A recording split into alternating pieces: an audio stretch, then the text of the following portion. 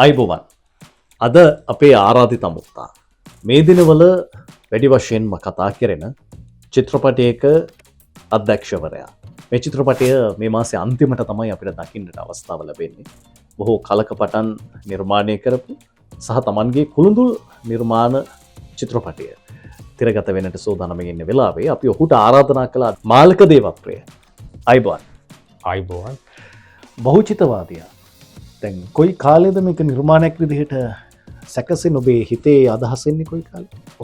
මේක අදහස් එන්න නම් පසුගිය දශකය තුළ තමයි මේ සංකල්පය මට එන්නේ. නමුත් මේක ප්‍රදර්ශනය වන්නේ මේ බකවානුවේදී. නමුත් මම හිතනවා නිර්මාණයක් කියන්නේ අනාගතයට යන්න පුළුවන් දෙයක්. ඔබ දකිනවා රාත්‍රී කාලේ අහස බැලුවට පස්සේ තරු ගොඩක් පායලා තියෙනවා. හැබැයි ඒ තරු බොහෝ කාලෙකට කලින් පායලා සමහරක් තරු සමහරක් විට මේ මියගේ තරු වෙන්නත් පුළුවන්. දීප්තිය පේන්නේ දැන්. අන්නේ වගේ තමයි නිර්මාණයක් කරාට පස්සේ නිර්මාණයට යන්න පුළුවන් ඉදිරියට. මම කියන්නේ ඕනම නිර්මාණයකට. කවියකට, කෙටි කතාවකට, නාට්‍යයකට, ගීතයකට, සිනමා කෘතියකට යන්න පුළුවන් ඉදිරියට. ඒකට පුළුවන් අර්ථ ගන්වමින් ඉදිරියට ගමන් කිරීමේ ශක්තියක් තියෙනවා. අර්ථ එන්නේ එම මොහොතේ නෙමෙයි.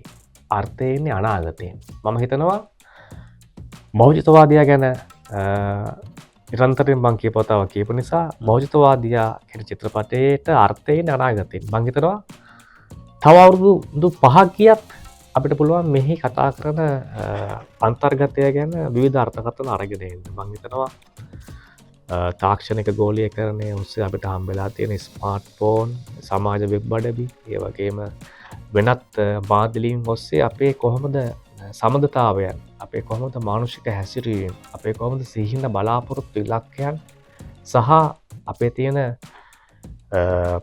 ගැටුම්, මානසික ගැටුම් ආතතීන් කොහොමද ක්‍රියා කරන්නේ. මේක ක්‍රමක්‍රමිකව මේ ස්වරූපය වෙනස් ස්වරූපයක් ගත්තත් නමුත් මෙහි තියෙන එක්තරා යථාර්ථයක් වෙනස් වෙන්නේ නැහැ. මේ සම්බන්ධව පිළිඹුවක් තමයි මේ බහුචිතවාදයා කියන චිත්‍රපටය ඇතුලේ මම උත්සාහ කරන්නේ අරගෙන යන්න. අපි මේ මාලක ඔබේ චිත්‍රපටය ගැන කතා කරද්දී චිත්‍රපටය තාම ළඟයි. කවදද මේක අපිට තිරගත වෙන්න හරියටම කිව්වේ? හරියටම මැයි මාසේ 30 වෙනිදා ශ්‍රී ලංකා චිත්‍රපට සංස්ථාවේ රිද්ම මණ්ඩලය තමයි මේක ප්‍රදර්ශනය වෙන්නේ. ලංකාව පුරාම තියෙන රංගශාලාවල ප්‍රදර්ශන වෙනවා මේක. අපිට බලන්න පුළුවන් ඇවිල්ලා මේකේ නම මා කලින් කිව්ව බහුචිතවාදියා. ටිකක් නුහුරු නමක්. නමුත් මේ නුහුරුකම මග හැරගන්න පුළුවන් චිත්‍රපටිය බැලුවට පස්සේ. මේකේ පූර්ව ප්‍රචාරක පාඨය දැන් අන්තර්ජාලයේ තියෙනවා. දකින්නට පුළුවන්. මාලක අපි මේ චිත්‍රපටියේ හැඩරුව ගැන ටිකක් කතා කරමු. කෙනෙක්ට කොයි වගේ සමීපවීමක්ද මේක තියෙන්නේ? මොකද කතාව නොකියා ඔබ පරිස්සම් වෙන්න. මේක කෙනෙක්ට කුතුහලයක් සහිතව දැනෙන්නේ කොහොමද? මේ කාලේ ඔබේ ගෙදරට නිතරම එන කෙනෙක් තමයි බාණ්ඩ ඇනුම් කරන වාහන වලින් එන පුද්ගලයෝ. අපිට පුළුවන් ඕනම දෙයක් අන්තර්ජාලය හරහා ඇනුම් කරගන්න. GiftNet කියන අන්තර්ජාලයෙන් තෑගි බෙදන ආයතනයක වැඩ කරන සසිත වන්නිගම නැමැති තරුණයාගේ ජීවිතය තමයි මේකේ කතා ප්‍රවෘත්තිය වෙන්නේ. මේක රඟපාන්නේ කලන ගුණසේකර, ඒ වගේම ලක්ෂ්මන් මෙන්ඩිස්, ගීනා ජයකොටි, සමනලී ෆොන්සේකා, දමිතා අබේරත්න, ඩී.බී. ගංගුඩ තැන්න, රජිත හේවාතන්ත්‍රීගේ, ඒ වගේම ගීතා ලාහකෝන්, ප්‍රසාදිනී අතපත්තු, ඔමාලි රාධිකා, නිල්මිනී බුවනකාදී විශාල ප්‍රමාණයක් මේක රංගනයෙන් දායක වෙනවා.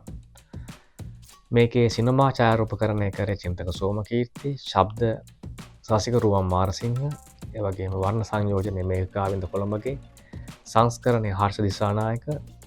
විශේෂම කියන්න ඕනේ චිත්‍රපටය කොළඹ විශ්වවිද්‍යාලයේ විද්‍යාර්ථීන්ගේ සංවිධානය ඉදිරිපත් කිරීම. ඒ කියන්නේ කොළඹ විශ්වවිද්‍යාලයේ ආදි විද්‍යාර්ථීන් තමයි මේක ඉන්නේ. මම හිතනවා ඔබ කල්පනා කරනවා ප්‍රථම වතාවට ආදි විද්‍යාර්ථීන්ගේ සංවිධානයක් චිත්‍රපටයක් ඉදිරිපත් කරන අවස්ථාව.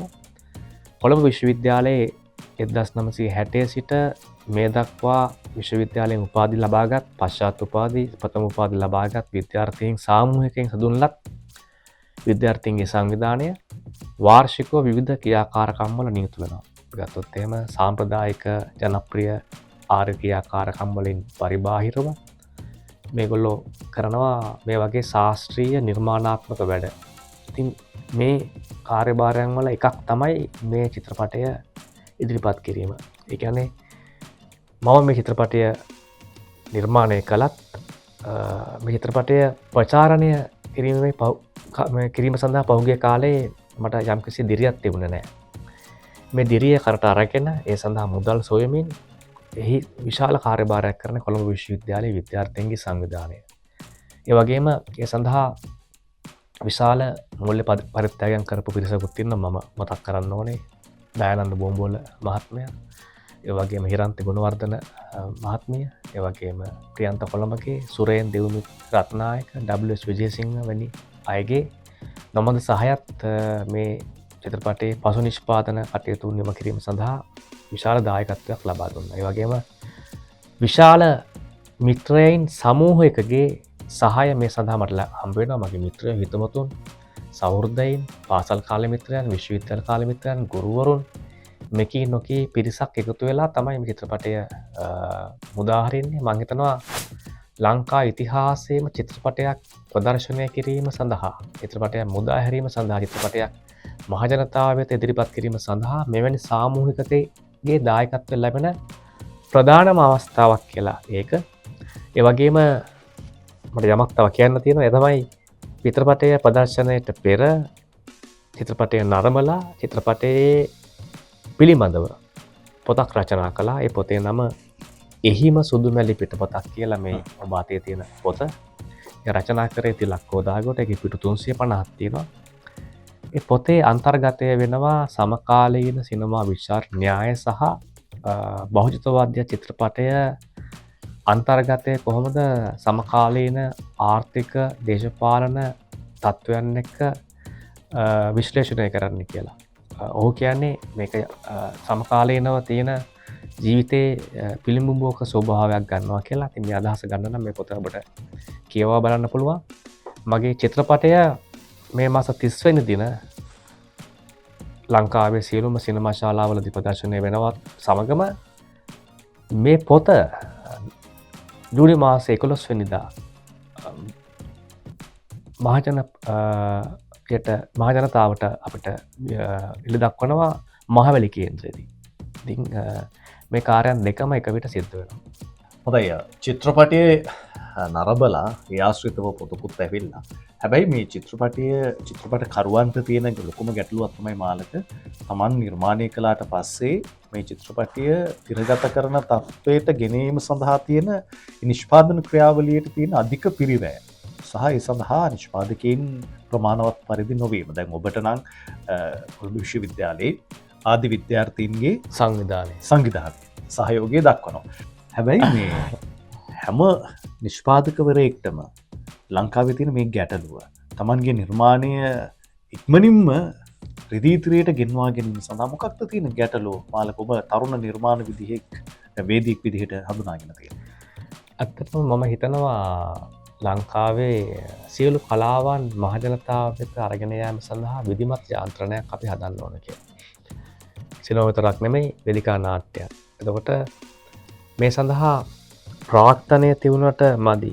මේ අරගෙන යාමේ යාන්ත්‍රණයක් තියෙනවා. ඒ යාන්ත්‍රණයන් විධිමත් කරලා අරගෙන යන්න ඕන. දැන් ඔබ දන්නවා සුනිල් මිහිඳුකොළ ලිව්ව ලංකාවේ සිනමාවේ අර්බුදය කියන පොතේ බැලුවට පස්සේ ලංකාවේ සිනමාහල් 400ක් විතර තිබිලා තියෙනවා 1980 දශකයේ.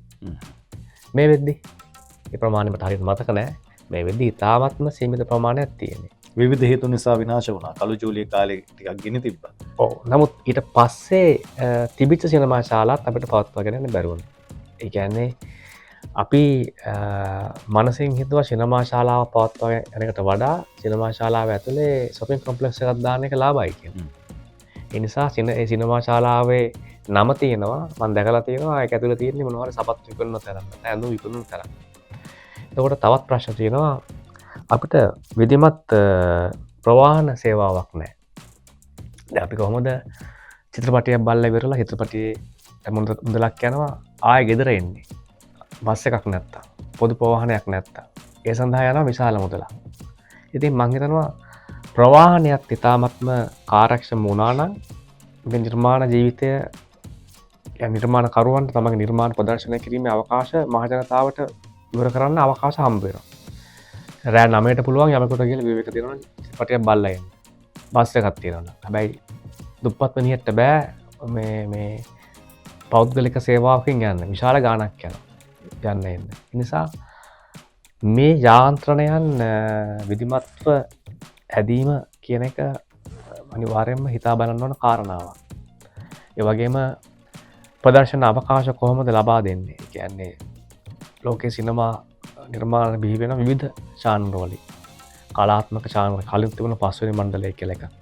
ඊට පස්සේ යම් කෙනෙක්ට නිර්මාණ කරන්න පුළුවන් හාස්‍ය උත්පාදක මට්ටමේ. තව එකකට කරන්න පුළුවන් යම් කිසි විදිහකට විකාර රූපී මට්ටමේ. තව කෙනෙකුට කරන්න පුළුවන් නැත්නම් අපරාධ හා රහස් පරීක්ෂක මට්ටමේ.